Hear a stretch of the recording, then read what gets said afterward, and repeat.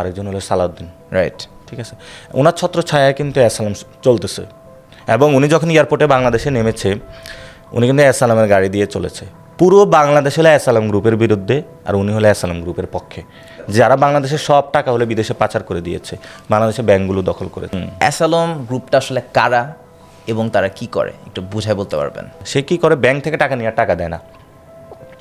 এবং এমন তার অনেক বিজনেস গ্রুপ আছে, so what's so different about asylum? এই পরিস্থিতি যখন ব্যাংকে ফেরত দেয় না, তখন ব্যাংক হলো জনগণের টাকা ফেরত দিতে পারে না। পলিটিক্যাল ইনফ্লুয়েন্সের ক্ষেত্রে কেউ যদি লেজিট ওয়েতে এখানে পণ্য আনানামা করতে চায়, যে হলে সুন্দরভাবে ব্যবসাটা করবে, সে তাকেও করতে দেয় না। অর্থাৎ মনোপলি বিজনেস যাকে বলে, পুরো ইন্ডাস্ট্রিটা সে দখল করে নেয়। অর্থাৎ আপনি বন্দরে পেঁয়াজ এসেছে, যে এই পেঁয়াজটা হলো 20 টাকা বিক্রি হবে, সে কী করে পেঁয়াজটা আটকায় রাখে। পলিটিশিয়ান দেওয়া স্টেটমেন্ট দেওয়া, বাংলাদেশে খুব সংকট রয়েছে, মজুদ আছে, কিন্তু পেট্রোল পাম্পে গেলে আপনি তেল পাবেন না, তেলটা ওই জায়গায় পড়ে আছে আর এই প্রাইসটা বাড়ায়া দিয়ে পরবর্তীতে সে হলো আরও বৃহৎ দামে হলো বিক্রি করে। এবং সে পুরো সিন্ডিকেটটা এভাবে গঠন করে নিয়েছে যে এখানে সরকারেরও অনেক সময় কিছু করা থাকে না, অর্থাৎ সে সরকারের উপরে উঠা যায়।